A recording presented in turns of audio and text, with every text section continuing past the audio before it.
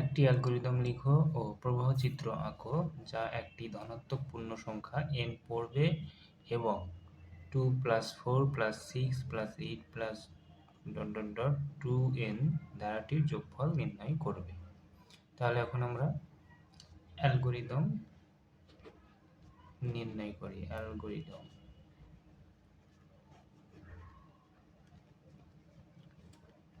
Step 1 এ আমরা যেহেতু এখানে এই ধারাটাতে n আমাদের একটা আননোন রাশি নাম্বার আছে, তাহলে আমরা কি আননোন জিনিসটা আমরা পড়ে নিব। তাহলে কি হবে, কম্পিউটার আমরা প্রথমে রিড করে নিব, রিড n। তারপরে 2 নম্বরে আমরা কি করব, যেহেতু আমরা ধারার প্রোগ্রামগুলো করার সময় আমরা একটা সাম ধরে নিই, তাহলে সাম লেট সাম সমান 0।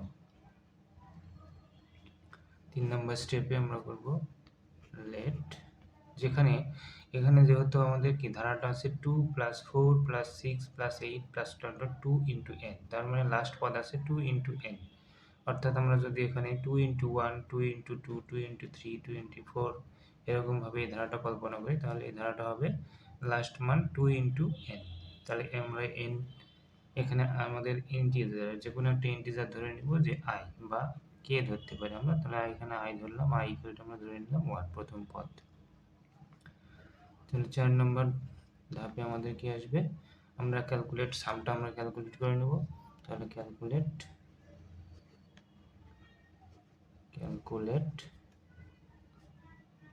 সাম সমান সাম প্লাস 2 *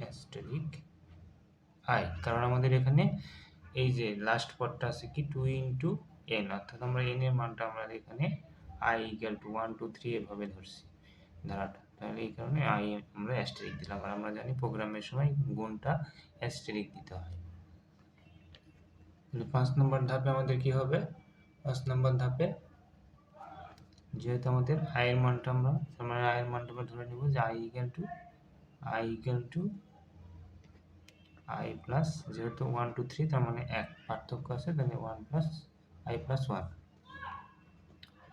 6 নম্বর ধাপে আমাদের কি আসবে, যেহেতু আমাদের এই ধারাটা কত দূর পর্যন্ত, 2n পর্যন্ত যাচ্ছে, তার মানে কি i এর মানটা আমরা n ধরছি, লাস্ট মানটা n হবে। তাহলে ইফ স্টেটমেন্ট দেব একটা, ইফ স্টেটমেন্ট কি হবে, i এর মানটা যতক্ষণ না পর্যন্ত n পর্যন্ত যাচ্ছে ততক্ষণ আমরা গো টু এই ধাপগুলো চালাতে থাকবো। গো টু স্টেপ, কত নম্বর স্টেপে যাব আমরা, 4 নম্বর, অর্থাৎ ক্যালকুলেট সাম, এটাতে আমরা চলে যাব। তো 4 নম্বর স্টেপে যাব। তারপর আমরা প্রিন্ট করে দিব, print the value of some. পরের ধাপে আমরা কি লিখবো, পরের ধাপে আমাদের যেহেতু প্রিন্ট করা হয়ে গেছে, তাহলে স্টপ করে দেব প্রোগ্রামটা। তারপর আমরা দেখি প্রবাহ চিত্র বা ফ্লো চার্ট। তাহলে flow chart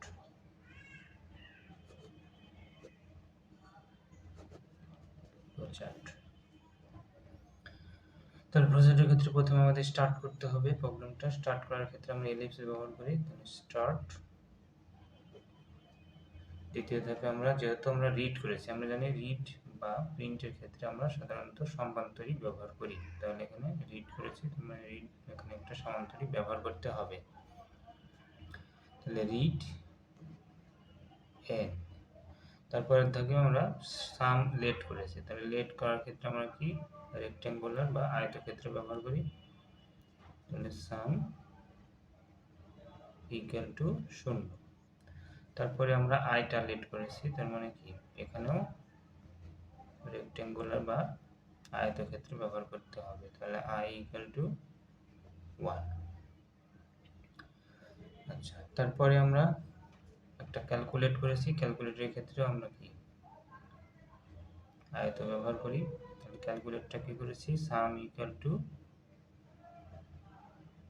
some plus 2 অ্যাস্টেরিক I. তারপরে দেখো আমাদের আই এর মানটা আমরা লেট করেছি, তাহলে এখানে কি এটাও আয়তক্ষেত্র, তাহলে I equal to I plus 1। তারপরে আমরা একটা ইফ স্টেটমেন্ট ব্যবহার করেছি, তাহলে ইফ স্টেটমেন্টের ক্ষেত্রে আমরা জানি যে রম্বস ব্যবহার করতে হয়। এখন রম্বসটা আমার ভালো হলো না, রম্বস ব্যবহার করতে হবে। Rhombus if I is less than or equal to N. আচ্ছা, আমার এখানে একটু ভুল হয়েছে, এখানে ছোট হাতে যেহেতু আমি ব্যবহার করতেছি, হ্যাঁ অ্যালগরিদমের ক্ষেত্রে তেমন কোনো সমস্যা নেই, যেটা আমরা ব্যবহার করবো কোনো ব্যাপার না। ছোট হাতের এন ব্যবহার করাই বেটার, যেহেতু সবগুলো আমি ছোট হাতের লেখার চেষ্টা করেছি, সবগুলো ছোট হাতের লেখাই ভালো ছিল। আচ্ছা যাই হোক, এখানে আমাদের 2 হলে পরে আমাদের কোন ধাপে যাব, আমরা এই ধাপে যাব।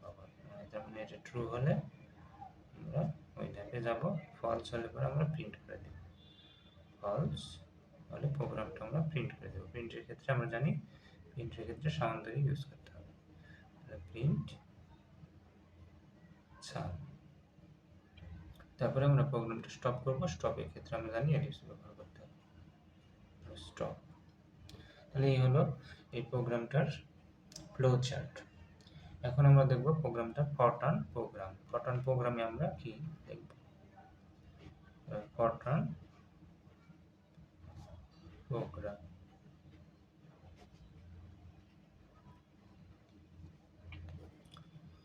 আচ্ছা, ফরট্রান প্রোগ্রামে এটা অবশ্যই আমাদের যেহেতু পূর্ণ সংখ্যা আছে, তার মানে ইন্টিজার সামটা ইন্টিজার মানে আসবে, তাহলে ইন্টিজার সাম আমাদের লিখতে হবে। আমরা ইন্টিজার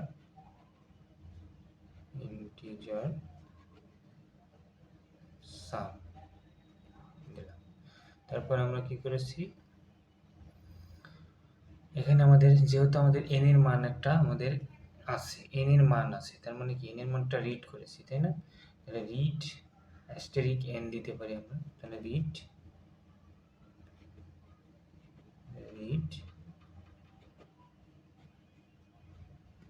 অ্যাস্টেরিক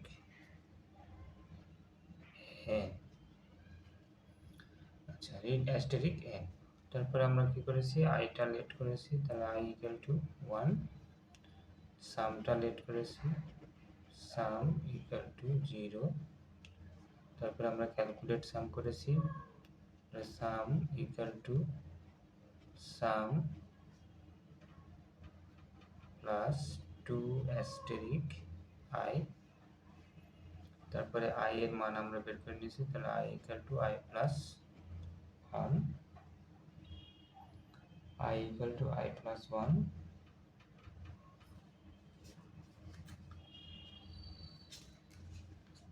তারপরে ইফ আমরা একটা ইফ স্টেটমেন্ট ব্যবহার করেছি, তাহলে ইফ যতক্ষণ না পর্যন্ত i এর মানটা কি হবে, less than or equal to i less than or equal to n হবে, ততক্ষণ আমরা এই প্রোগ্রামটা চালিয়ে দেব। গো টু স্টেপ, এখানে একটা লেভেল নাম্বার দেব, মনে করি এখানে 10 দিয়েছি, তার লেভেল নাম্বারটা আমাদের এখানে দিতে হবে, তাহলে গো টু 10। আচ্ছা, তারপরে আমরা কি করব, এই সামটা প্রিন্ট করে দেব, তাহলে প্রিন্ট